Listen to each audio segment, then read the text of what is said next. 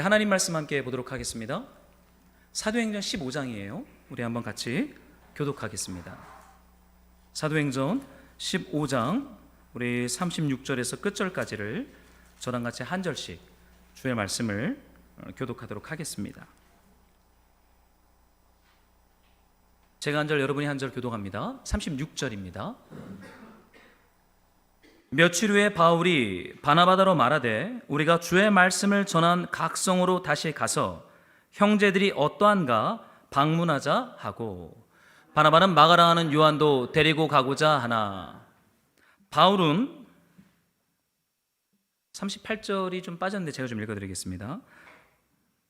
바울은 밤빌리아에서 자기를 떠나 함께 일하러 가지 아니한 자를 데리고 가는 것이 옳지 않다 하여, 39절 읽겠습니다. 서로 심히 다투어 피차 갈라서니 바나바는 마가를 데리고 배 타고 구브로로 가고, 바울은 실라를 택한 후에 형제들에게 주의 은혜의 부탁함을 받고 떠나 수리아와 길리기아 교회들을 견고하게 하니라. 아멘. 네, 좀 말씀이 몇 절 좀 빠졌는데 여러분 성경책을 참고하면서 본문의 말씀을 이렇게 읽으며 말씀 우리 함께 나누도록 하겠습니다. 우리 좀 한번 앞뒤 좌우 우리 지체분들하고 우리 평화 인사 함께 좀 나누도록 하겠습니다. 이렇게 한 주간 잘 지냈습니까? 좀 이렇게 다양한 사랑의 인사, 평화 인사 우리 함께 하죠. 네, 우리 아이들이 아동부 예배 잘 안 드리고 방황하고 있는데, 네, 조만간 그래요. 엄마 앞에서 예배 드려. 네, 오늘은 여보 미안한데 이렇게 온유 데리고 나가 문을 한번 좀 닫아줘. 저희 딸인데요, 저를 제일 힘들게 합니다. 오늘은 다툼과 갈라섬, 성령과 우리라고 하는 제목으로 우리 사도행전 47번째 말씀을 우리 함께 좀 나누도록 하겠습니다. 여러분 1차 전도여행이 끝났고요. 이제 2차 전도여행을 준비하면서 대두되었던 주제가 무엇입니까? 어떻게 구원을 받냐라는 문제였죠. 어떻게 구원을 받는가라는 문제를 가지고 안디옥 교회와 예루살렘 교회가 몸살을 앓듯이 싸웁니다. 여러분 사실 이 구원론이라는 것은 굉장히 중요하죠. 이 구원론에 대해서 잘못 가르치게 되면 여러 가지 이단 시부도 걸리게 되고, 사실은 사람이 실족하기도 하고 그 영혼이 위험을 당하기도 합니다. 그래서 사실은 이 사도행전 15장에 나오는 예루살렘 총회는 굉장히 중요한 메시지를 가지고 있어요. 한국 교회도 그렇고 세계 교회도 그렇고 이 예루살렘 이 총회를 기준으로 말미암아 모든 교회들이 주기적으로 여러 가지 문제나 진리에 대해서 함께 모여 토론하고 논쟁하는 총회 혹은 노회라는 개념으로 우리들이 모이기 시작했습니다. 여러분, 그런데 1차 전도여행이 끝나고 어떠한 위기가 안디옥 교회 가운데 찾아옵니까? 우리 지난주에 이 말씀을 분명히 묵상했지만, 멍에를 씌우는 것으로 말미암아 이들의 구원을 피곤하게 하는 예루살렘 교회의 이 메시지 앞에 사실은 이제는 그리스도를 믿는 믿음 이외에는 어떠한 것도 멍에를 씌우지 말라라는 결론을 내리게 되죠. 근데 여러분 24절에 보면 이런 말씀이 있는데, 여러분 성경책을 펼쳐놓고 같이 설교를 따라가시면 좋겠어요. 24절에 이런 말씀이 있습니다. 여러분들이 한번 24절을 한 번만 다 같이 좀 읽어주시겠습니까? 함께 시작. 우리의 지시도 없이 나가서 말로 너희를 괴롭게 하고 마음을 혼란하게 한다 하기로. 여러분 안디옥 교회의 위기는요, 예루살렘 교회의 지시도 없이 임의적으로 안디옥 교회에 간 율법 교사들 때문에 생긴 위기였습니다. 여러분 가르침은 반드시 교회 공동체의 권위 안에서 분별이 된 메시지가 우리 지체들에게 흘러가야 합니다. 사실은 예루살렘 교회의 지시도 없이 흘러갔던 메시지가 안디옥 교회를 힘들게 하죠. 왜 힘들게 했어요? 그들은 갓 태어난 이방인들이에요. 여러분 유대교에 익숙한 이 바리새파나 이 예루살렘 교회는요, 뭐 율법을 얘기하고 할례를 얘기하고 안식일을 얘기해도 별로 어려움이 되지 않아요. 그리스도는 그리스도를 믿는 믿음으로 개종을 했고 회심을 했기 때문에 별 어려움이 되지 않습니다. 그러나 갓 회심한 이방인 교회에게 과도한 무리한 가르침이 진행되기 시작하면 여러분 어쩌면 안디옥 교회는 깨질 수 있는 거예요. 왜냐하면 그리스도를 믿는 믿음 이외에 할례도 행해야 된다, 음식법도 지켜야 된다, 뭐 침례도 받아야 된다, 여러 가지에 대한 이 멍에들을 씌우게 되면 안디옥 교회는 깨질 수 있는 것이죠. 굉장한 심각한 위기를 안디옥 교회가 경험해요. 여러분, 교회들마다 때로는 어떠한 메시지 앞에서 위기를 경험할 때가 있습니다. 그런데 이 안디옥 교회에 있었던 위기의 시작은 우리 가운데서 어떤 사람들이 우리의 지시도 없이 나가서 가르친 메시지, 이것이 안디옥 교회를 굉장히 피곤하게 하고 위기 가운데 몰아넣었던 것을 이 본문은 말하고 있어요. 여러분, 어떠한 일들이 시작됩니까? 여기 본문의 말씀을 봤더니 24절에 이런 말씀이 있어요. 그들이 나가서 너희를 괴롭게 하고 마음을 혼란하게 했다. 여러분, 사람을 괴롭게 해서는 안 되죠. 여러분, 괴로움을 당해본 적 있으세요? 이렇게 마음을 혼란하게 돼본 경험이 있으십니까? 여러분, 여기서 이 괴롭게 하다라는 단어는 어지럽히다라는 거예요. 마음을 교란하여 어지럽히는 상태를 괴롭게 하다라는 거죠. 어떠한 메시지로. 또 어떠한 마음을 혼란하게 하다, 이 뜻은요, 약탈하다, 뒤집어 엎다라는 뜻입니다. 여러분, 지금 어떠한 일이 일어나고 있습니까? 예루살렘 교회의 권위로 인정을 받지 않고 나간 불법적인 율법 교사들이 안디옥 교회에 가서 어떠한 메시지로 이방인 성도들의 마음을 혼란스럽게 하고 있어요. 이방인 성도들의 마음을 약탈하고 있습니다. 어떠한 진리와 기쁨과 힘과 어떤 메시지를 약탈하는 일들이 안디옥 교회 안에 일어나고 있죠. 여러분의 삶 가운데 어떠한 마음의 기쁨과 힘과 진리와 어떠한 것들을 약탈하게 하고 빼앗아 갔던 경험들이 좀 있으신가요? 저는 오늘 이 말씀을 보면서요, 여러분, 위기는 사실 본질을 드러내는 하나님의 어떠한 사건이기도 합니다. 제가 좋아하는 말씀 중에 아가서에 이런 말씀이 있어요. 제가 좀 읽어드릴게요. 2장 15절인데, 우리를 위하여 여우 곧 포도원을 허는 작은 여우를 잡으라. 우리의 포도원에 꽃이 피었습니다. 여러분, 사람과 공동체의 위기가 찾아오는 것은요, 큰 사건으로 오지 않습니다. 여러분, 오늘 우리가 읽은 본문의 말씀 가운데서는요, 안디옥 교회와 예루살렘 교회가 심히 다투어서 이방인 교회인 안디옥 교회가 잔멸의 위기 가운데 갑니다. 그 주제가 뭐였죠? 구원론이었어요. 그런데 우리가 오늘 읽은 본문에서는 바나바, 바울이 다퉈요. 그러면 어떻게 됩니까? 갈라섭니다. 그런데 그 갈라섰던 이유가 뭐예요? 거대한 담론으로서의 구원론이 아니라 내 조카 마가 요한을 데리고 가야 되냐 말아야 되냐, 지극히 작은 문제를 가지고 토론하고 논쟁하다가 여러분 어떻게 돼요? 심히 다투어 갈라섰다라고 말하죠. 여러분, 사실은 작은 사건이 우리네 인생에 굉장한 어떠한 위기와 어려움으로 다가올 때가 있어요. 여러분, 그런 적 있습니까? 부부 관계 가운데서도 여러분 큰 문제로 싸우나요? 큰 문제가 닥치잖아요? 그럼 어떻게 되는지 아세요? 원팀이 됩니다. 독특해요. 여러분, 가정 안에 위기가 닥치거나 어려움이 닥치면요, 원팀이 됩니다. 부부가요. 제가 언제 아내랑 관계가 회복되고 서로 용서하고 화해했는지 아십니까? 교회 개척하면서. 부목사 할 때는요, 사람으로 안 봤어요. 아내가 가끔 그러고 고백합니다. 예수님을 믿나 안 믿나 잘 모르겠대요. 제가 그때 뭐 했는지 아십니까? 부목사 했습니다. 제가 교구 목사였어요. 교구 팀장 할 때였어요. 맨날 신방 다니고 맨날 설교하고 맨날 기도회 인도했어요. 근데 아내는 저를 볼 때 예수님이 진짜 마음 가운데 있나? 의심을 했대요. 누구를요? 저를. 왜요? 큰 문제가 없었기 때문에. 왜요? 제가 월급 잘 벌었고요, 필요한 거 다 공급했고요, 집에 전혀 부족함이 없어요.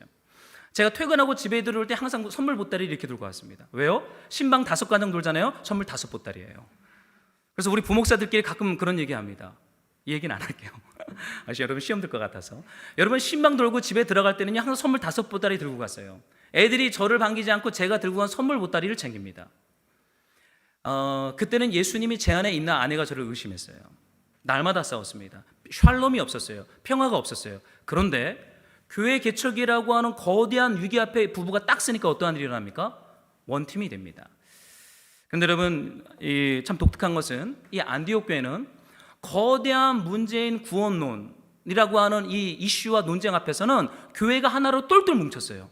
이러다는 우리 교회가 깨지겠구나. 누구에 의해서요? 불법적인 율법 교사들을 통해서 우리 교회가 깨질 것에 대한 위기 앞에 교회가 하나로 뭉칩니다. 그래서 안디옥 교회 선지자들이 힘을 발휘해서 바울과 바나바를 예루살렘 교회에 파송하여 이 문제를 해결하도록 권위를 위임하죠. 그럼 그들은 기도합니다. 그런데 여러분, 바울과 바나바는 거대한 담론으로서의 구원론이 정리가 되고 이제는 교회가 든든히 있으니까 어떠한 문제로 그들이 다투다 갈랐었어요? 내 조카 마가 요한을 데리고 가야 되냐 말아야 되냐, 이거를 가지고 서로 대화하다가 심히 다투어 갈라섰다라고 말해요. 여러분 기억하십시오. 큰 것 앞에서는 위기가 없습니다. 지극히 작은 문제 앞에서 이것이 우리의 포도원을 허는 여우로 작동할 수 있음을 아가서는 말하고 있어요. 여러분, 큰 여우가 아니죠. 저는 이 말씀 묵상하다가요, 우리를 위하여 여우 곧 포도원을 허는 작은 여우를 잡으라. 우리의 포도원에 꽃이 피었다. 작은 여우가 포도원에 들어와서 포도원을 망치는 것을 보게 됩니다. 여러분, 이 아가서가 이 말씀이 나오는 배경 2장에는요 사실은 이러한 구절이 그 앞에 있어요. 여러분 나중에 성경을 찾아보면 좋은데, 아가서 2장에 나의 사랑하는 자가 내게 말하여 이르기를 나의 사랑 내 어여쁜 자야 일어나서 함께 가자. 겨울도 지나고 비도 그쳤고 지면에는 꽃이 피고 새가 노래할 때가 이르렀는데 비둘기의 소리가 우리 땅에 들리는구나. 무화과 나무에는 푸른 열매가 익었고 포도나무는 꽃을 피워 향기를 토하는구나. 나의 사랑 나의 어여쁜 자야 일어나서 함께 가자. 여러분, 분위기가 어때요? 신랑과 신부가 연합합니다. 온전히 하나 되어집니다. 사랑을 고백합니다. 슐라미 여인이 신랑의 이 고백의 소리를 듣고 힘을 얻습니다. 그런데 그 다음에 나오는 말씀이 포도원을 허는 작은 여우를 잡으라. 여러분, 안디옥 교회와 예루살렘 교회 가운데 부흥이 있습니다. 구원론이 이제 정립이 되었어요. 여러분, 예루살렘 교회 총회에서 만들어진 구원론이 모든 교회의 구원론의 기초입니다. 여러분, 우리도 이 예루살렘 총회에서 결정된 구원론을 배우고 있는 거예요. 무엇을 통해서요? 사도행전을 통해서. 여러분, 구원론은 철저하게 성경 중심적이어야 합니다. 동시에 교회 공동체를 통해서 분별되어지고 컨펌이 되어야 합니다. 임의적으로 구원론을 해석하거나 교회의 권위를 받지 않은 불법적 교사를 통해서 양산된 그 메시지에 대해서는 여러분, 그 교회는 반드시 그걸 분별할 수 있는 힘을 키워야 돼요. 여러분, 안디옥 교회는 큰 위기 앞에서 무너질 위기를 경험하기 시작합니다. 여러분 어떠세요? 여러분의 인생과 삶의 최근 일상 속에서 여러분의 삶에 위기를 가져오는 어떤 메시지가 있나요? 여러분, 그건 큰 것이 아닐 거예요. 분명히 작은 것입니다. 그런데 독특한 것은 이 사도행전 15장은 이러한 적나라한 사건들을 정직하게 기록했다는 거예요. 바울과 바나바가 심히 다퉈서 갈라서는 이야기, 이 교회들이 구원론을 가지고 서로 정죄하고 판단하고 두 교회가 싸우는 이야기를 이 사도행전 15장 안에 정직하게 기록해 놓고 있습니다. 여러분, 하나님의 의도가 뭘까요? 여러분, 그들이 예루살렘에서 심각하게 토론을 합니다. 우리 지난주에 묵상을 했죠.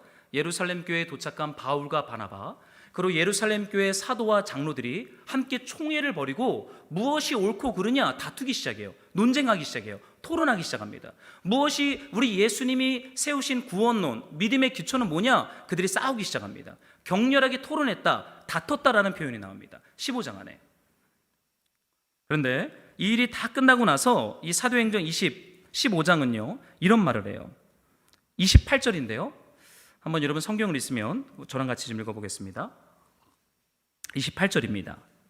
성령과 우리는 이 요긴한 것들 외에는 아무 짐도 너희에게 지우지 아니하는 것이 옳은 줄 알았다. 여러분 한번 상상을 해보세요. 지금 예루살렘 교회에 모여서 사도와 장로들, 바울과 바나바가 격렬하게 토론하고 논쟁합니다. 언성도 높아져요. 무엇이 진리냐, 무엇이 구원이냐, 무엇이 믿음이냐, 그들이 격렬하게 토론하고 논쟁합니다. 여기 하나님이 있습니까? 성령이 있습니까? 사람들의 토론과 논쟁과 목소리를 높이는 힘 있는 사람들의 발언만이 예루살렘 교회 가운데 가득 차 있어요. 그런데 사도행전은 결론적으로 이렇게 말해요. 성령과 우리는. 여러분, 사람들이 토론하고 싸웠어요.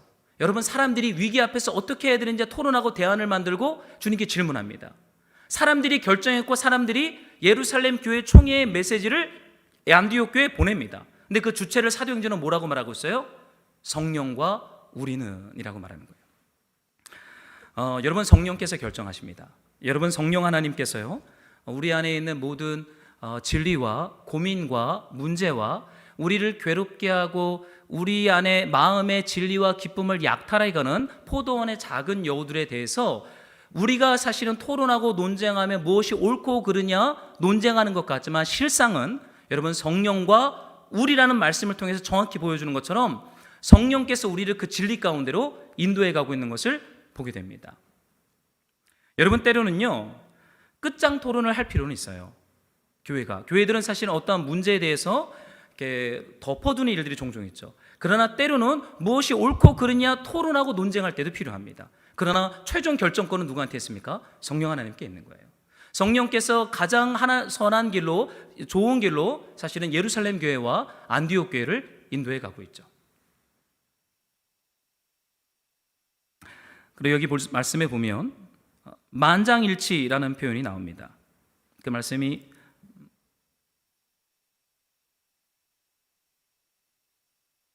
몇 절에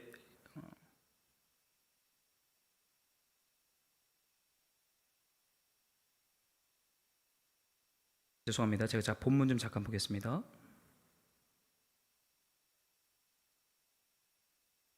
만장일치라는 단어가 몇 절에 있죠? 몇 절입니까? 26절에 보면 우리 주 예수 그리스도의 이름을 위하여 생명을 아끼지 아니하는 자인 우리가 사랑하는 바나바와 바울과 함께 너희에게 보내기를 만장일치로 결정했다. 여러분, 중요한 문제를 토론하고 논쟁할 때 여러분 만장일치가 될까요? 여러분, 교회 안에 중요한 어떠한 결정해야 할 문제가 발생을 합니다. 그럼 어떻게 해야 될까요? 이제 등록 성도들을 중심으로 이걸 토론해야 되겠죠. 논쟁해야 되겠죠. 무엇이 옳고 그르냐. 근데 이것이 만장일치로 갈 수가 있습니까? 여러분, 우리는 지난주에 묵상했지만 바리새파 출신의 회심한 신자들이 바울을 향하여 막 언성을 높였잖아요. 바울 틀렸다. 할례를 행해야 된다. 율법을 지켜야 된다. 안식일을 지켜야 된다. 굉장히 갑론을방, 우와 좌로 나누어져 싸우기 시작합니다. 그런데 어떠한 일이 일어나요? 성령과 우리는 만장일치로 안디옥 교회에 보내야 할 복음의 진리를 그들이 결국은 결론을 내기 시작합니다. 여러분, 사람이 어떠한 문제에 대해서 옳고 그름을 결정하면 그것은 때로는 분열로 갈 수도 있고 깨우짐으로 갈 수도 있습니다. 그러나 성령과 우리라는 말씀 앞에서 이 만장일치라는 말씀은 굉장히 우리에게 좀 도전이 되기도 해요. 성령과 우리는 이 요긴한 것들 외에는 아무 짐도 너희에게 지우지 아니하는 것이 옳은 줄 알았다. 여러분, 성령께서 결국은 가장 선한 길로 인도하십니다. 사람들의 실수와 연약함과 문제 앞에서 성령께서 가장 보시기에 바르고 올바른 진리의 길로 안디옥 교회와 예루살렘 교회를 만장일치로 조정하면서 그 자리 가운데로 인도하고 있어요. 여러분, 근데 중요한 것은 이 구원론에 대한 문제가 정리된 후에 이제 바울과 바나바가 새로운 문제 앞에 직면하게 된다는 거예요. 우리 한번 말씀을 좀 읽어보고 싶은데요. 36절을 한번 여러분들이 함께 읽어주세요. 함께 시작. 주의 말씀을 전한 각성으로 다시 가서 어떠한가 방문하자 하고 이 2차 전도여행을 여러분 준비합니다. 그런데 저는 이 말씀을 묵상하다가 여러분 1차 전도여행과 2차 전도여행은 사실은 동일한 문맥이거든요. 근데 1차 전도여행이 시작될 때 어떠한 사건이 있었는지 여러분 사도행전 13장 기억하십니까?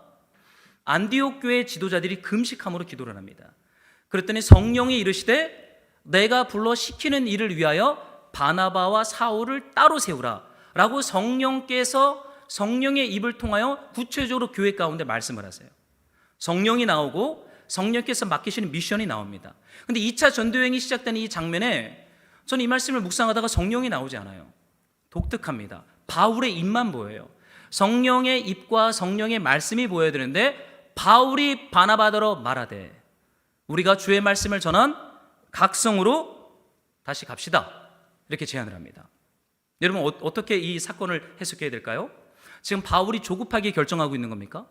지금 성령이 안 나오잖아요. 보통 전도여행이 시작될 때는 성령이란 단어가 반드시 나왔거든요. 사도행전 13장에서도. 그런데 여기서는 하나님이 바울과 바나바에게 가라, 2차 전도여행을 시작해라 라는 단어가 나오질 않아요. 하나님이나 성령이나 주라는 주체의 단어들이 나오지 않습니다. 바울과 바나바의 입만 나와요. 독특하죠? 여러분, 예루살렘 총회에서도요, 안디옥 교회와 예루살렘 교회 사람들의 토론하는 그들의 입만 보였습니다. 그런데 2차 전도여행이 시작되는데도 바울이, 여러분, 바나바는 바울보다 한참 형님입니다. 나이가 한참 많아요. 바울은 사실 바나바 때문에 역사 가운데 등장한 사람이에요. 바나바는 형님이고 바울은 어쩌면 그의 제자급 되는 어떠한 사도입니다. 그런데 이제 이름이 바울과 바나바로 바뀌기 시작했죠. 근데 바울이 바나바한테 말해요. 형님, 우리 이제 전도했던 1차 전도여행의 성읍을 돌면서 다시 그들이 잘 믿음 가운데 서 있나 사역을 합시다 라고 제안을 해요. 여러분, 바울은 굉장히 열정적인 사람이죠. 여러분 좀 어떠세요? 이 기질적으로 볼 때 바울적 기질이 있고 바나바적 기질이 있어요. 여러분, 어떠한 사람이 더 매력이 있어 보이십니까? 바울이 더 매력이 있어 보입니까? 여러분, 바나바가 더 매력이 있어 보입니까? 여러분의 성향과 기질은 바나바 쪽입니까? 아니면 바울 쪽입니까? 여러분, 바울은 굉장히 좀 냉정한 사람처럼 오늘 본문에 나옵니다. 그리고 바나바는 굉장히 따뜻한 아빠의 모습으로 오늘 본문에 나와요. 여러분, 성경이 기질과 성품에 대해서 말하고 있는 것일까요? 오늘 본문의 말씀이 바나바의 냉정한 기질과 바나바의 굉장히 따뜻하고 품는 기질에 대해서 말하고 있는 것일까요? 여러분, 그렇다면 굳이 성경이 이 사건을 이렇게 기록할 필요는 없습니다. 여러분, 중요한 것은 성령이 임하면 익숙했던 곳을 떠나는 것이 사도행전이 말하는 구원입니다. 성령이 임하면 너희가 권능을 받고 예루살렘과 유대와 사마리아와 땅끝까지 갖게 될 것이다. 여러분, 이것이 사도행전이 말하는 성령론이에요. 여러분, 성령은 우리에게 권능을 주시는데 그 권능은 안진뱅이를 일으키거나 죽은 자를 살리거나 귀신을 축사하는 권능이 아니라 아주 익숙했던 곳을 떠나 낯선 곳으로 나아갈 수 있는 믿음을 허락하시는 주체가 누구다? 성령이라고 사도행전은 말하고 있어요. 그래서 사도행전 13장에서 성령이 임했을 때 바울과 바나바는 익숙한 안디옥 교회를 떠나 이방인들을 향하여 출발합니다. 그런데 지금 성령이 언급되지 않지만 지금 바울은 바나바에게 다시 낯선 곳으로 갑시다 라고 이렇게 제안을 하고 있습니다. 근데 여러분, 성령의 힘이 보이지 않죠. 이 본문을 가지고 어떠한 분들은 왜 바나바와 바울이 다퉜냐, 그 위대한 바울 사도와 그 위대한 바나바 사도가 심히 다투어 갈라섰다라는 이 본문의 말씀을 해석할 여지가 없는 거예요. 이 본문을 깊이 묵상하다가 어떤 주석자는 이렇게 얘기를 했어요. 성령께 질문하지 않고 바나바가 급하게 결정했다. 여러분, 혹시 그렇게 생각하세요? 바나바가 지금 다혈질적 기질을 가지고 하나님께 묻지 않고 스스로 결정함으로 말미암아 바나바와 다툼으로 말미암아 2차 전도여행이 갈라선 것으로 여러분 혹시 이 본문을 해석하고 있습니까? 이건 메인 주류 해석이 사실은 이거입니다. 그런데 저는 그렇게 해석하고 싶진 않아요. 그러면 굉장히 이 사건은 부정적인 사건으로 보게 되는 거예요. 여러분, 이 사건을 부정적이고 패배적인 사건으로 볼 것이냐, 아니면 성령께서 일하시고 준비하시는 사건으로 볼 것이냐라는 이 질문 앞에서 우리는 사실은 몸부림을 쳐야 돼요.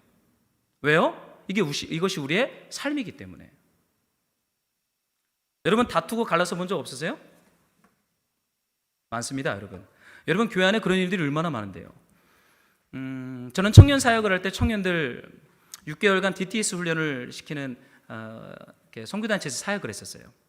여러분, 1주, 2주는요 굉장히 나이스합니다. 형제님, 자매님 선물, 보따리 먹을 거 다 줍니다. 정말로 분위기 좋아요. 2박 3일간 우리 큐큐를 하는데 따뜻했던 기억, 추웠던 기억, 주님 만났던 기억. 여러분, 30명이 모여서 2박 3일 동안 밤새 자신의 스토리를 얘기를 해요. 울고 눈물 닦아주고 서로 축복하고 분위기 굉장히 좋습니다. 여러분, 한 달 지나요. 어떤 일이 일어나는지 아십니까? 말을 안 하는 사람들끼리도 생겨요. 저는 한번 훈련을 하다가 우리 두 자매님이 좀 미묘한 긴장이 있었는데, 우리는 공동생활을 하기 때문에 여러분 화장실이 굉장히 협소합니다. 근데 우리 형제들은 그냥 후다닥 씻고 나가면 돼요. 근데 자매님들은 굉장히 시간들이 많이 걸리더라고요. 제 20대 청년들을 양육할 때 보니까 욕실에 들어가서 거울을 보고 뭐하고 이렇게 줄을 서 있습니다. 근데 그 두 자매가 이렇게 둘이 붙어 있었어요. 사실 우리 그때 저희가 봤던 건 충격이었어요. 우리가 예수전도단 선교사가 되려고 들어왔던 선교단체 훈련원이었어요. 제주열방대학교. 우리는 매일 예배했고 매일 기도했고 매일 웍듀티했고 매일 자기 부인하고 매일 죄고백했습니다. 그런데 그 욕실에서 나랑 불편한 자매가 앞에 있는데, 자매님 좀 빨리 좀 비켜주세요. 좋게 얘기합니다. 급합니다, 자매님 빨리 좀 비켜주세요. 그 다음부터 말이 없어요. 우리는 그 두 자매를 말려야 했습니다. 그리고는 우리 리더십에서 결국은 두 자매를 퇴학시키기로 결정하고 다시 공동체를 정비하고 다시 훈련을 했던 경험이 있어요. 여러분, 다툼과 갈라섬이라고 하는 주제는 사실 한국교회 안에 큰 이슈가 되었던 주제들이에요. 여러분, 교단들이 얼마나 많이 갈라집니까? 여러분, 한국 교회 안에 수많은 교단들이 얼마나 많은지 아세요? 저희 교회 안에 지금 전도사님을 비롯해 저가 있는데 교단이 다 달라요. 저는 장로교 통합교단, 우리 석기 전도사님은 순복음 신학교나 순복음 교단, 정은 전도사님은 감리교 신학대학원, 이제 미국 감리교 교단 신학교를 나왔거든요. 감리교 교단, 교단이 다 다릅니다. 신학도 달라요. 본래 장로교는 하나였어요. 그러나 정말로 아무것도 아닌 주제를 가지고 장로교 총회에서 땅 문제로 서로 토론하고 논쟁하다가 통합과 합동이 갈라졌습니다. 통합은 장신대, 합동은 총신대로 갈라졌죠. 거기서부터 수많은 교단들이 마치 이렇게 뿌리를 내리듯이 분열한 것이 현재 한국교회의 모습이에요. 합신교단, 고신교단, 뭐 이름도 모르겠어요. 대신, 얼마나 많은 교단의 신학교들이 있는지 모르겠어요. 여러분, 그 사건을 어떻게 볼 거냐고요. 여러분, 가톨릭에는 분열이 없습니다.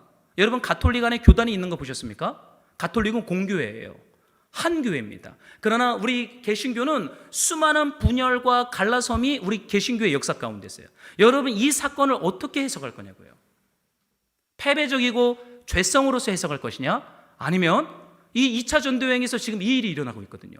바울과 바나바가 구원론이라고 하는 거대한 담론을 다닐 때는 원팀이 되었는데 2차 전도여행을 출발하는 입장에 마가 요한, 자신의 조카 문제를 데리고 갈 것이냐 말 것이냐를 문제를 가지고 토론하고 논전하다가 심히 다퉈 갈라졌다. 이걸 어떻게 해석할 것이라는 거예요. 저는 개인적으로 결론을 내리는 것은 성품과 기질의 문제를 오늘 본문이 다루고 있는 것은 아닙니다.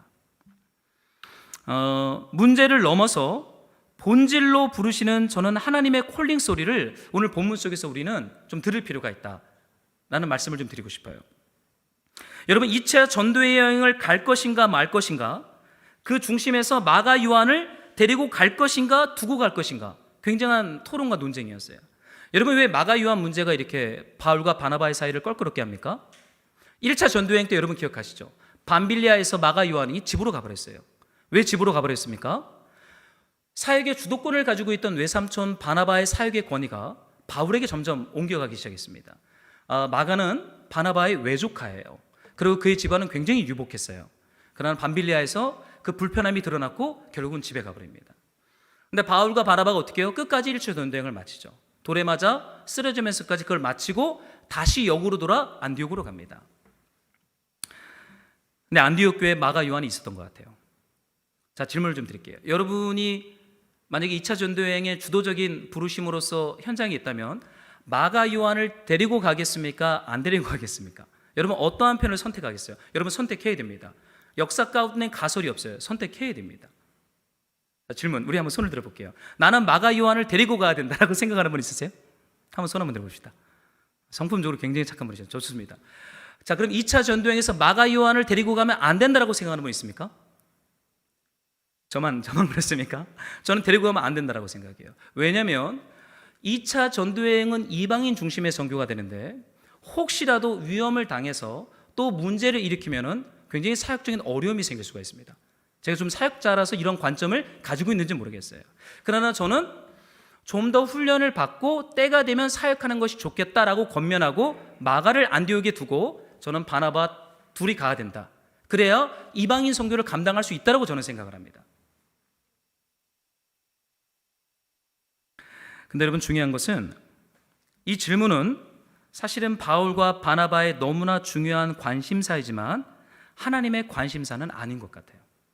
바울과 바나바는요, 마가 요한을 데리고 가야 되냐 말아야 해가지고 지금 막 싸우고 있어요. 누가 옳고 그르다는 지금 본문은 말하고 있지 않습니다. 근데 중요한 것은 여러분, 나중에 마가가 바울의 동역자가 되는 건 분명해요. 나중에 제 뒤에서 그 본문을 보여줄 텐데, 근데 여러분, 여기서 마가 요한을 데리고 가야 되냐 말아야 되냐라는 주제를 가지고 둘이 토론하고 끝장 토론을 하는데 하나님의 관심은 여기에 있는 것 같지 않습니다. 하나님의 관심은 뭐예요? 가는 것입니다. 마가 요한을 데리고 가냐 마냐 이건 중요한 게 아니에요. 하나님의 관심은 익숙한 곳을 떠나서 이제 2차 전도여행을 시작할 때가 온 거예요. 그러니까 가야 돼요. 어떻게 가야 되는 거는 하나님 말씀하지 않았어요. 성령이 입을 다물고 계세요. 여기 성령이란 단어가 나오질 않아요. 1차 전도여행은 정확했거든요. 바나바, 바울을 따로 세워 보내라 그러셨어요. 근데 2차 전도여행에서는 말씀하지 않는 거예요. 갈 때는 되었는데 누가 가야 될지 말하질 않아요. 그러니까 바울 입장에서는 어떻겠어요? 익숙했던 것을 선택합니다. 그 익숙한 게 뭐예요? 바나바랑 가는 거. 이거는 지금 바울이 1차 전도여행의 경험에서 나온 대답인 거예요. 하나님의 뜻에 대해서는 질문하지 않고 1차 전도여행 때 바울과 바나바가 단짝이 되어서 아주 강력한 사역을 했으니까 2차 전도여행도 당연히 바나바랑 같이 가는 것이 맞다라고 결론을 내렸어요. 여러분, 이건 위기죠. 여러분, 지금 사실 안디옥 교회 안에 위기가 일어나고 있고 바울과 바나바 안에도 위기가 일어나고 있습니다. 그런데 여러분, 중요한 게 있어요. 우리네 삶에 어떠한 문제가 발생하고 위기가 발생할 때 우리는요, 그 문제에 집중합니다. 그 상황에 우리는 집중해요. 이걸 어떻게 해결할 것인가, 이걸 어떻게 풀 것인가에만 집중합니다. 그런데 히브리서에 사실은 이런 말씀이 있어요. 여러분, 어제 히브리서 말씀 혹시 묵상하셨나요? 히브리서 2장. 저는 어제 아침에 좀 나와서 그 말씀을 묵상하다가 사실 조금 놀랐어요. 왜냐하면 제가 화요일부터 금요일 날은 새벽 설교 때문에 사실은 설교 준비적 차원에서 이 묵상을 보통 이렇게 정리할 때가 있습니다. 토요일 날은 그냥 긴장을 다 풀고 릴렉스한 마음으로 빵도 먹고 커피도 마시면서 제가 혼자 이렇게 묵상을 좀 충분히 해요, 토요일은요.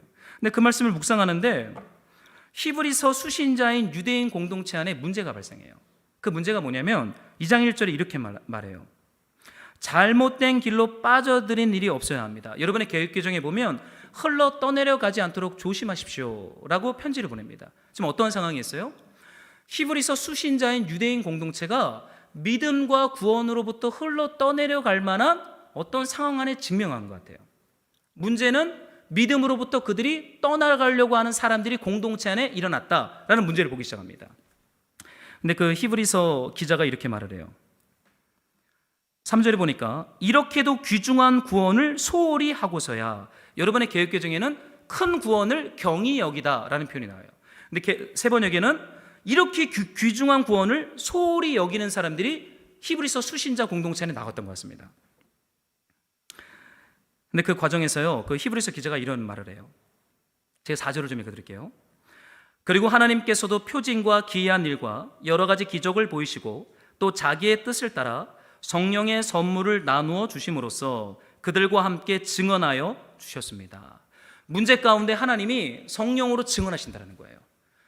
중요한 것은 어떠한 상황과 환경이 아니라 본질 가운데로 히브리서 수신자 유대인 공동체가 구원으로 돌아오라라고 하는 메시지를 성령이 증언하고 있다라고 말하고 있어요. 여러분, 지금 이 바울과 바나바의 격렬한 토론 가운데 성령이란 단어는 나오지 않지만 성령의 증언하심이 두 사람의 마음을 감동하고 있는 것은 분명합니다.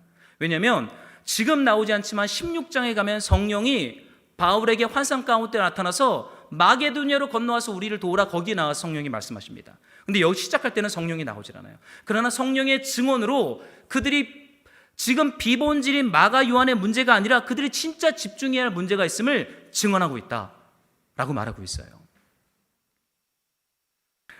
여러분, 우리 사람은요, 사실은 문제의 본질보다는 우리의 필요와 관련된 비본질에 사실은 굉장히 집중하는 그런 성향이 있습니다. 저도 그렇고 아마 여러분도 그럴 거예요. 지금 바울은 배신자인 마가 요한을 데리고 가냐 마냐를 가지고 목숨 걸고 있고, 바나바는 데리고 가야 된다는 것을 가지고 둘이 격렬하게 지금 토론하고 있습니다. 어떠한 일이 일어납니까? 39절을 한번 여러분들이 저랑 같이 한 목소리로 좀 읽어보겠습니다. 함께 시작. 바나바는 마가를 데리고 구브로로 가고. 제가 40절까지 읽을게요. 바울은 신라를 택한 후에 형제들에게 주의 은혜에 부탁함을 받고 떠났다. 북쪽으로. 여러분, 이 결과를 좀 어떻게 여러분들은 좀 해석하고 싶어요? 두 위대한 사도가 심히 다퉜고 피차 갈라졌다. 이거 여러분 어떻게 해석하실래요? 인간적 연약함, 아니면 이 기질의 충돌, 성품의 문제로만 이거를 여러분 해석을 할 거예요? 저 사람과는 내가 기질이 안 맞으니까 갈라서는 게 맞아, 이렇게 보는 거예요? 저 사람의 신학과 내 신학은 다르니까 우리가 이렇게 따로 길을 가는 게 맞아, 지금 이렇게 이거를 봐야 될까요? 아니면 내 주장이 옳은 거니까 나는 내 주장대로 가고 당신은 당신 주장이 옳으니까 당신 주장대로 간다, 이렇게 인간적인 어떠한 부분으로 이걸 설명해야겠습니까? 여러분, 사실 바울과 바나바를 너무 우리는 과소평가하면 안 돼요. 여러분, 그 사람들을 사도행전 15장에서 이렇게 표현하는데 25절에 제가 좀 읽어드릴게요. 사람을 택하여 우리 주 예수 그리스도의 이름을 위하여 생명을 아끼지 아니하는 자인 우리가 사랑하는 바나바와 바울과 함께. 여러분, 바울과 바나바를 어떻게 평가합니까? 예수 그리스도의 이름을 위하여 생명을 아끼지 않는 사람들이에요. 보통 사람들 아닙니다. 이 생명을 아끼지 않는다는 게 뭐냐면 생명의 주권을 예수 그리스도의 이름에게 이양했다는 거예요. 이게 아끼지 않는다는 것입니다. 내 생명이 내 건데 이 생명을 예수 그리스도에게 이양한 사람들, 이 생명에 대한 권리를 포기했어요. 그 권리의 최종 결정자가 누구라고요? 예수님이래요. 보통 믿음의 사람들이 아니에요. 돌에 맞아 죽을 정도로 쓰러졌는데도 일어나서 다시 루스드라, 돌 던진 사람들한테 가서 복음 전하고 더베 루스드라까지 가서 다시 한 바퀴를 돌면서 하나님 나라에 들어가려면 고난을 겪어야 한다는 메시지를 전했던 사람이 바울이에요. 우리는 이들을 너무 이렇게 육신적인 연약함의 싸움으로만 이 본문을 해석해서는 안 됩니다. 바나바는 우리가 사랑하는 바나바예요. 예루살렘 교회가 사랑하는 바나바. 굉장히 따뜻한 분입니다. 위로의 아들이에요. 여러분, 교회 공동체에는 바나바가 필요해요. 바울도 필요하고 바나바도 필요해요. 유다도 필요하고 실라도 필요해요. 마가 요한도 필요해요. 여러분, 교회 공동체는 이러한 사람들이 일어나야 돼요. 주님이 일으키는 것이죠. 여러분, 예루살렘 총회를 겪으면서 유다가 역사 가운데 드러나고 실라가 역사 가운데 드러나고 마가 요한이 다시 역사 가운데 드러났어요. 그리고 우리가 사랑하는 바나바가 다시 일어났어요. 그런데 여러분, 그들이 심히 다투고 갈라섭니다. 여러분, 구원론에 있어서는 예루살렘 총회에서 만장일치를 경험했는데 한 사람의 동행 여부에 있어서는 다툼과 갈라섬으로 규결되어 버려요. 여러분, 사도행전은 너무나 적나라한 책 아닙니까? 왜 이렇게 적나라하게 인간의 연약함과 민낯을 폭로하고 있어요? 저는 그래서 사도행전이 좋아요. 여러분, 사도행전은 영웅사관 안에 갇혀있지 않습니다. 믿음의 사람들은 이런 영웅이야 이거를 주장하지 않아요. 믿음의 사람들이 다퉜고 갈라섰다, 적나라하게 사도행전은 드러내고 있어요.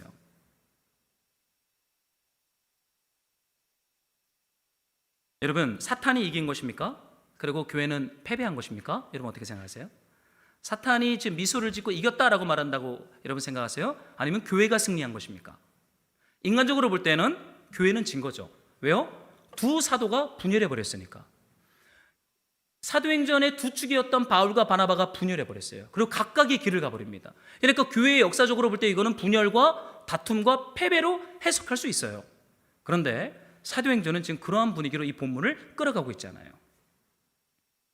39절에 봤더니 바나바는 마가를 데리고 배를 타고 구부로로 갔다. 여러분, 본래 2차 전도여행을 시작할 때 바울의 계획은 1차 전도여행처럼 구부로로 가서 구부로를 다시 한번 순회 사역을 하고 밤빌리아에 갔다가 비시디, 안디악, 루스드라, 더베를 다시 한 바퀴 돌면서 제자들을 세우는 게 바울의 계획이었어요. 그런데 이 다툼과 갈라섬으로 어떠한 일이 일어납니까? 바나바와 마가만 구부로로 갑니다. 바울은 어떻게 해요? 전혀 새로운 인물인 실라를 택해서 북쪽으로 올라가 버립니다. 남쪽과 북쪽으로 두 팀이 2차 전도여행으로 파송을 받아요. 여러분, 교회가 패배한 것 같습니까? 저는 이 분열의 결과를 객관적으로 좀 이렇게 봤어요. 첫 번째 결과는 바나바는 마가 요한을 데리고 구부로로 갔다. 여러분, 마가는 누구죠? 1차 전도여행에서 실패했던 사람이에요. 여러분, 실패했던 사람은요, 어떠한 현장에서 실패하잖아요. 그럼 어디에 가야 여러분 회복이 되는지 아십니까? 실패했던 곳에 다시 들어가야 회복이 되는 거예요. 여러분, 이것이 하나님이 우리의 상처를 회복하는 원리입니다. 여러분, 전도여행에서 실패했어요? 그럼 전도여행에서 회복될 것입니다. 여러분, 교회에서 실패했어요? 그럼 교회 안에서 다시 회복될 것입니다. 여러분, 가정 안에서 실패했어요? 그럼 가정 안에서 회복되는 것입니다. 여러분, 친구 관계에서 실패했어요? 그럼 친구 관계에서 다시 회복되는 것입니다. 여러분, 하나님의 원리는 마치 성령의 권능으로 그 상처를 치유받아라. 그러면 그 상처가 치유됩니까? 여러분, 죄송해요. 예수 믿는 건 단번이지만 회복은 20-30년 걸리는 것 같아요. 제가 예수 믿고 구원받은 백성으로 살아가는 것은 단번에 주신 하나님의 은혜였어요. 그러나 제 안에 여전히 남아있는 패배와 얼룩과 상처와 쓴뿌리는요, 인생의 여정을 통과해야 되더라고요. 20대를 통과하고 연애를 하고 결혼을 하면서 그 시간을 통과하고 또 이 교회 개척이라는 여정을 통과하면서 제 안에 있었던 쓴뿌리와 실패들이 하나님이 하나하나 이렇게 회복되어지는 것을 경험합니다. 여러분, 마가는 다시 전도여행 가는 것이 하나님의 뜻이에요. 그러나 바울과 가는 건 아니에요. 바울이랑 가면 안 돼요. 왜요? 큰일 납니다. 바울은 마가를 배신자 취급하거든요. 그럼 누구랑 가야 돼요? 바나바랑 가야 돼요. 어디로요? 실패했던 그 자리로 다시, 구브로와 밤빌레아까지. 여러분, 이 마가 요한이 여러분 누군지 아세요? 마가복음을 기록한 저자입니다. 여러분, 사복음서가 있죠. 마태, 마가, 누가, 요한이 있습니다. 이 사복음서 중에 가장 먼저 기록된 복음서, 원복음이라고 합니다. 그 원복음서가 무슨 책인지 아십니까? 마가복음이에요. 그래서 이 원복음으로부터 영향을 받은 책들이 마태와 누가, 요한이라는 얘기들을 종종 신학자들이 합니다. 뭐 저는 그렇게까지 생각하진 않는데 성령의 감동으로 기록된 것이, 그렇지만 가장 먼저 복음을 기록한 사람은 이 마가 요한이에요. 어떻게 마가복음을 기록했겠어요? 회복되니까 기록되는 거예요. 1차 전도여행에서 실패했죠. 그러면 2차 전도여행을 가서 이 마가는 회복되어집니다. 누구 때문에요? 바나바 때문에. 그리고는 바나바의 생질이지만 동시에 역사에 의하면 바나바는 구브로에서 복음을 전하다 순교했다는 말이 있어요. 뭐 정확한 사실인지는 모르겠습니다. 그런 설이 있어요. 바나바는 구브로에서 2차 전도여행을 하다가 순교를 했고 역사 가운데 그 이름은 나오잖아요. 그리고 마가는 회복이 되어 마가복음의 저자가 됩니다. 여러분, 빌레몬서에 바울이 쓴 이 빌레몬서 편지에 보면 바울이 이런 표현을 써요. 또한 나의 동역자 마가, 아리스다고, 데마, 누가가 문안하느니라. 바울이 뭐래요? 나의 동역자 마가라고 말을 해요. 그 배신자 취급을 했던 마가가 바울이 노년이 되어서 빌레몬에게 편지를 쓰는데 나의 동역자 마가를 그 이름들 중에 가장 앞에 위치해놔요. 무엇을 말하는 것입니까? 2차 전도행에서 회복된 마가는 바울과의 관계도 회복됩니다. 그리고는 바울의 동역자가 돼요. 디모데후서 4장 11절에 이런 말씀이 있어요. 누가만 나와 함께 있느니라 너가 올 때 마가를 데리고 오라. 그가 나의 일에 유익하니라. 마가를 데리고 오래요. 누가요? 바울이요. 여러분, 하나님의 뜻은 인간적으로 볼 때는 분열의 역사고 깨어짐의 역사고 패배의 역사 같지만 성령께서는 마가를 회복하고자 주도적으로 자신의 입으로 말하지 않고 있어요. 왜요? 바울은 바나바랑 같이 가면 안 돼요. 마가는 마가와 함께 2차 전도여행을 출발해서 마가는 회복되어야 합니다. 이것이 하나님의 뜻이에요. 그런데 바울은 자신의 익숙한 프레임에서 작동하는 전도여행의 스타트는 무엇입니까? 바나바랑 가야 된다. 이걸 고집스럽게 주장하는 거예요. 그러니까 성령께서 말씀하지 않습니다. 둘이 토론하고 논쟁하고는 결국은 둘이 결별을 이루죠. 그러나 그 와중에 하나님의 뜻이 이루어져요.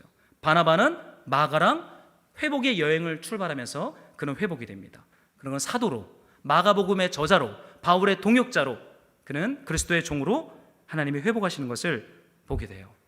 여러분, 사탄이 이긴 것 같습니까? 저는 이 말씀 묵상하다가요, 하나님이 이겼다, 성령께서 이겼다 라는 좀 고백을 하게 됩니다. 여러분, 바울은 어땠을까요? 여러분, 바울의 마음이 어땠을 것 같아요? 바울은 단짝 바나바를 잃어버립니다. 이 일을 통해서. 물론 나중에 고린도 후서에 가면 내 동역자 바나바라는 표현을 쓰기도 해요. 그러나 바울은 2차 전도여행을 시작하면서 단짝을 잃어버려요. 그런데 이 잃어버림이 바울에게 새로운 기회를 열기 시작합니다. 여러분, 우리의 인간적인 잃어버림이 있을 수 있어요. 내가 이거 잃어버리면 절대 안 된다는 게 있잖아요. 여러분, 그거 뭐예요? 그 잃어버림, 절대 잃어버리면 안 된다는 게 있습니까? 돈입니까? 사람입니까? 아니면 뭐예요? 저도 절대 잃어버리면 안 된다는 게 저에게도 있죠. 그러나 때로는 잃어버릴 수 있어요. 단짝을 잃어버릴 수 있어요. 그러나 그 잃어버림이 잃어버림으로 끝나는 것이 아니라 하나님의 뜻을 이루어가는 놀라운 역설과 역전으로 사용되는 것을 저는 보게 됩니다. 에어컨을 조금만 시원하게 좀 해주겠습니다. 익숙했던 바나바와의 결별을 사도행전은 부정적으로 보지 않고 성령의 새로운 일하심으로 보고 있어요. 여러분, 이제 이 본문이 이렇게 좀 다가오십니까? 전혀 생각하지 않았던 새로운 인물이 등장합니다. 여러분, 그가 누구죠? 실루아노, 실라입니다. 바울은 바나바와 함께하는 한 팀을 기획했는데 여러분, 성령 하나님은요, 두 팀을 준비했습니다. 여러분, 바울의 기획서 안에는요, 바나바와 떠나는 한 팀이었어요. 그러나 성령 하나님의 계획은 무엇이었어요? 두 팀이었습니다. 바나바와 마가가 남쪽으로 내려가는 한 팀과 바울과 실라가 북쪽으로 올라가는 두 팀을 우리 성령 하나님은 기획하셨어요. 그러나 바나바가 너무나 고집스러운 자신의 생각 안에 갇혀 있다 보니까 성령께서 말씀하시지 못해요.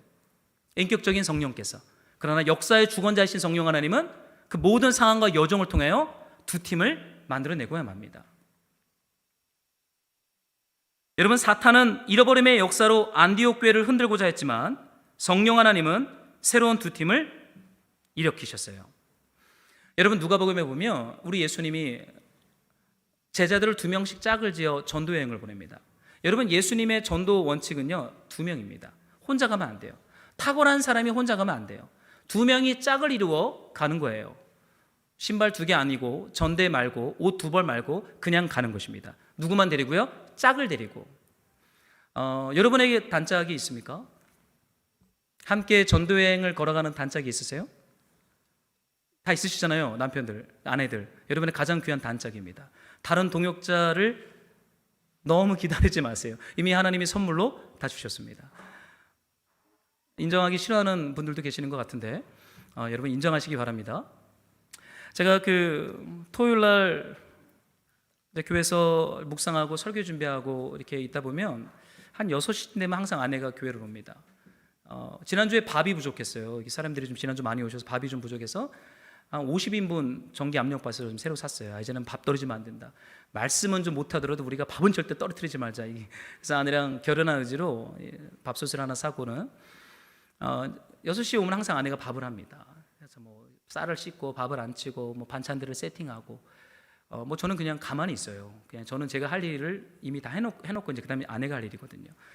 다 그게 끝나면 저는 계속 설교 준비를 저기서 하고 아내는 예배당에 와서 항상 주일 예배를 준비를 해요. 먼저 한 30-40분 기도하고 그리고 신디팀에서 찬양하고 그렇게 예배를 준비를 합니다. 근데 제가 설교 준비를 하는데 사실은 설교 준비가 안 됐어요. 요 며칠 설교 준비가 안 돼서 야 이거 어떡하냐 책상에 앉아 있는데 검은 건 글자요 하얀 건 종인데 하나님의 말씀이 도무지 보이질 않는 거예요. 그래도 어떻게 해요? 앉아 있어야 돼요. 설교 준비가 되든 안 되든 앉아 있어야 합니다. 이게 저의 원칙이에요. 될 때까지 앉아 있는 거예요. 아침부터 저녁까지 앉는데 말씀이 풀리질 않아요. 주석서를 보고 책들을 읽어봐도 풀리질 않아요. 어떡하냐, 내일 예배는 죽쓰겠다. 그래, 내일은 죽을 먹자. 이런 마음으로 그냥 자유케한 마음으로 죽을 쓰려고 했는데 이제 아내가 여기서 기도합니다. 유리창이 있지만 기도 소리가 유리창을 뚫고 이제 저한테 들리기 시작하죠. 30분, 40분쯤 되니까.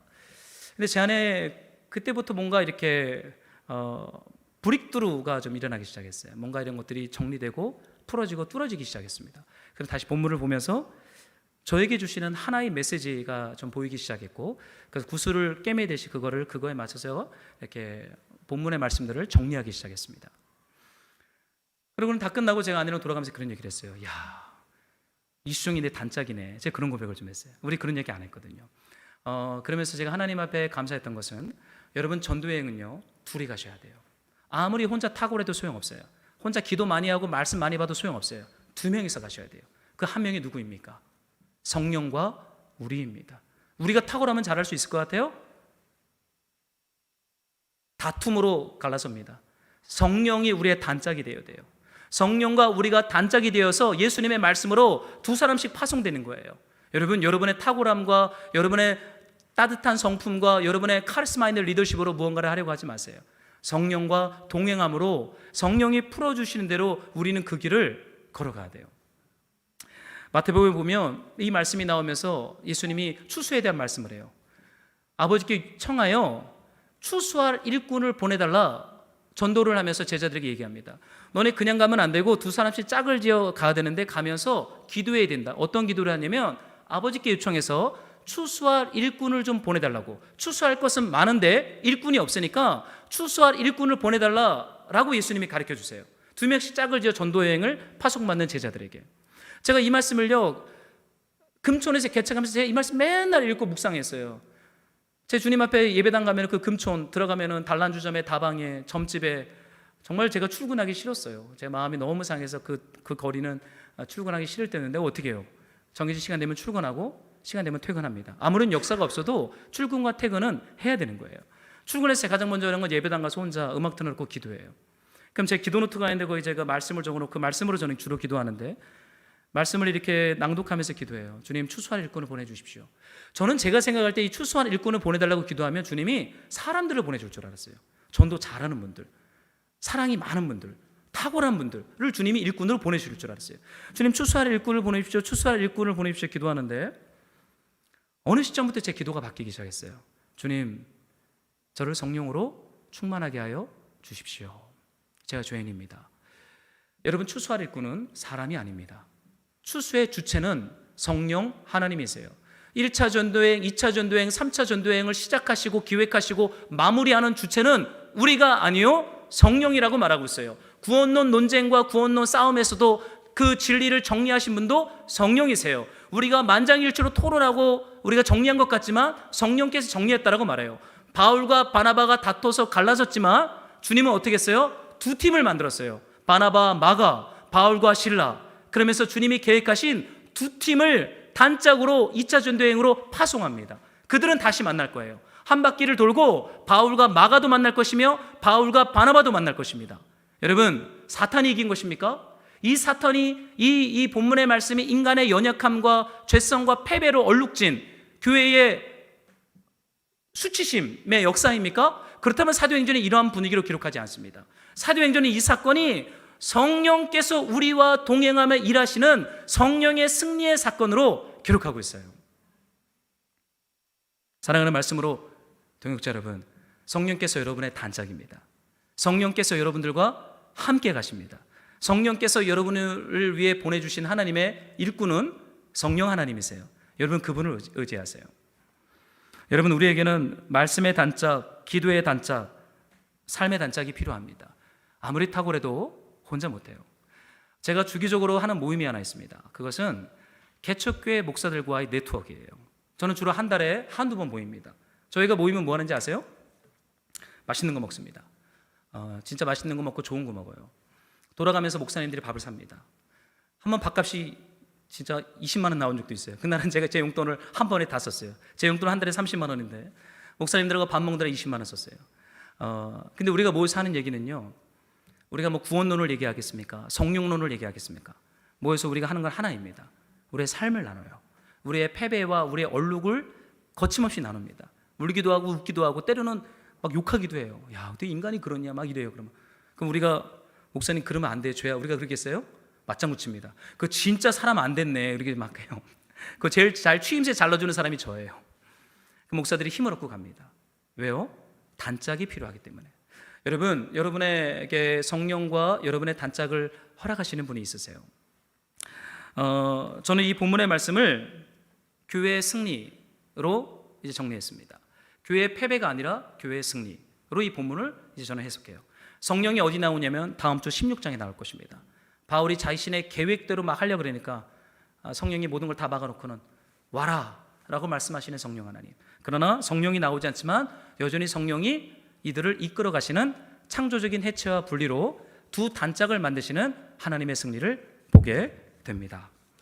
사랑하는 말씀으로 동역자 여러분, 우리의 연약함과 우리의 죄성이 드러날 때도 있고 때로는 어떠한 큰 문제가 아니라 지극히 작은 문제로 토론하고 논쟁할 때도 있습니다. 그러나 그것이 우리의 토론과 논쟁인 것 같지만 성령이 우리와 동역하면서 하나님의 뜻을 이루어가는, 하나님의 나라를 확장하는 전진과 진전의 역사인 것을 우리는 성령 안에서 고백하게 되죠. 여러분, 이 믿음을 붙잡고 우리의 삶을 해석하셔야 돼요. 우리의 어떤 인간적인 필터링으로 그 상황을 해석해버리면 2차 전도행 못 갑니다. 여러분, 바울이 가겠어요? 단짝 바나바를 잃어버렸는데.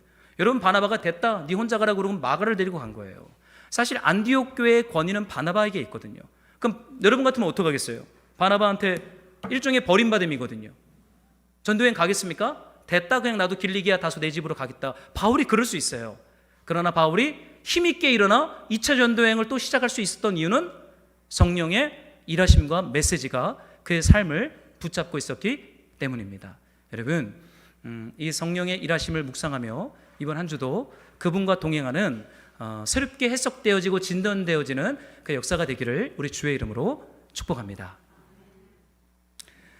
우리 한번 같이 말씀을 붙잡고 우리 찬양하면서 한번 같이 기도합시다.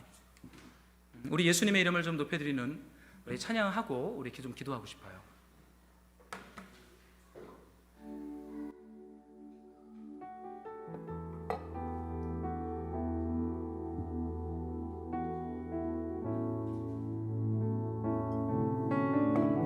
예수 가장 귀한 그 이름, 우리의 기도를 언제나 들으시는 신실한 분, 우리 찬양합시다.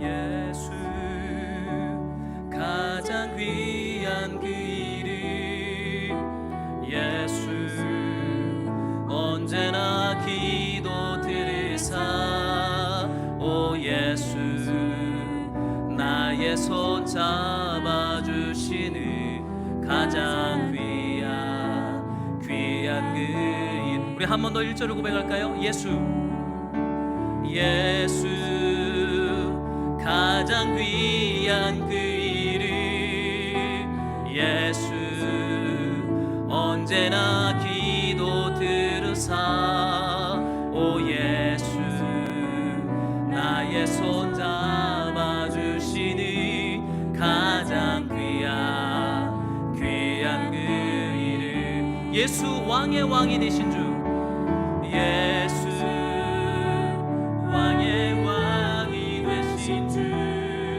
오 예수 당신의 끝없는 사랑, 오 예수 목소리 높여 찬양해 가장 귀한 그 이름.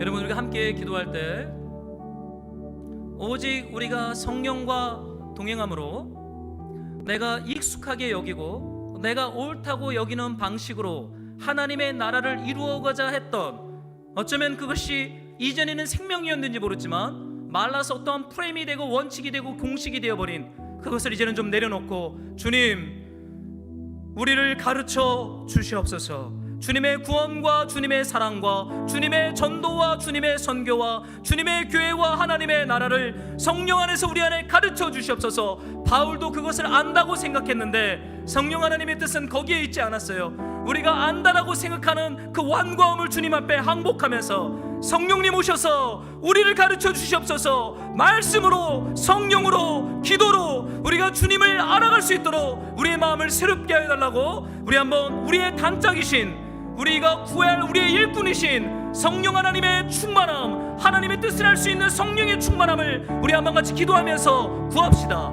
기도할까요? 주님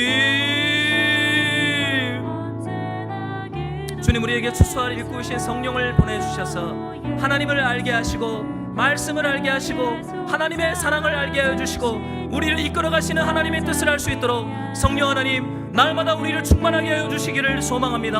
우리 안에 세운 완고함들이 깨어지고 우리 안에 세운 공식들이 파쇄되어지고 하나님의 성령과 말씀으로 우리가 충만할 수 있도록 주님 우리에게 은혜를 베풀어 주시기를 소망합니다. 주님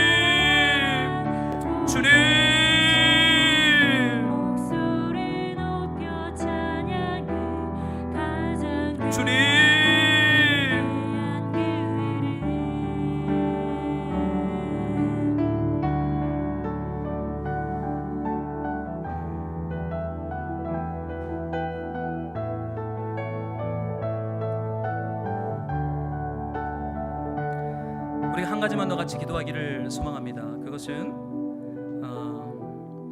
회복의 전도 여행으로 주님이 부르셨어요. 바울과 바나바가 심히 다투어 갈라서는 것 같지만 실상은 주님이 회복의 자리로 초청하고 있습니다.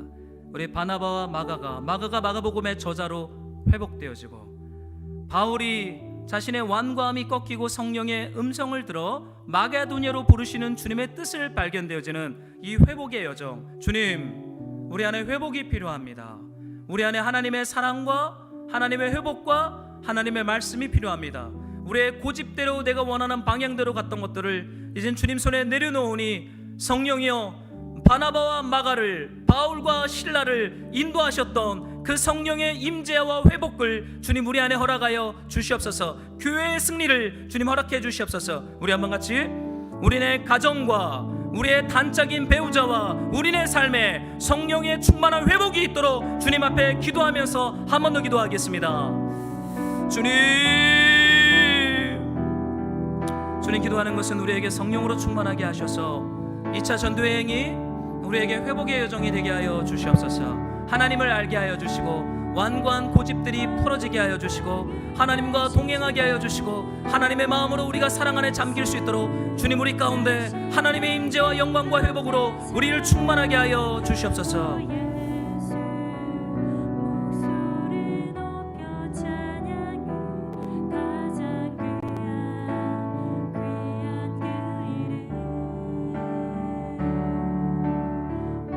사랑하는 하나님, 우리는 알 수 없는 하나님의 경륜과 하나님의 계획 앞에 우리가 겸손하게 무릎을 꿇고 항복하오니 성령님 우리의 눈을 열어서 하나님의 기이한 뜻을 발견하게 하여 주옵소서. 내가 날마다 옳다라고 말하는 것을 진리의 자리에 앉혀놓지 않게 하여 주시고 성령의 음성이 들리지 않고 보이지 않아도 성령께서 우리를 인도하셔서 그 하나님의 생명과 진리의 자리 가운데로 우리를 날마다 인도하여 주십시오. 주님, 특별히 소망하는 것은 전도여행을 2명으로 보내셨사오니 우리 성도들의 가정 안에 단짝들 안에 성령과 말씀과 기도와 사랑이 회복되어 동역자로 전도여행을 출발하는 이 회복의 역사를 우리 공동체 가운데 허락하여 주시옵소서. 배신자일지라도 품고 그렇게 하나님이 우리를 마가복음의 저자로 만들어 가시는 하나님의 그 성령의 역사가 우리의 가정 가운데 날마다 흘러가게 하여 주시옵소서. 주님의 그 신실함을 예배합니다. 사랑하는 마음으로 드린 예물을 받으시고 열방과 파주선교에 사용하여 주옵소서. 예수님의 이름으로 기도했습니다.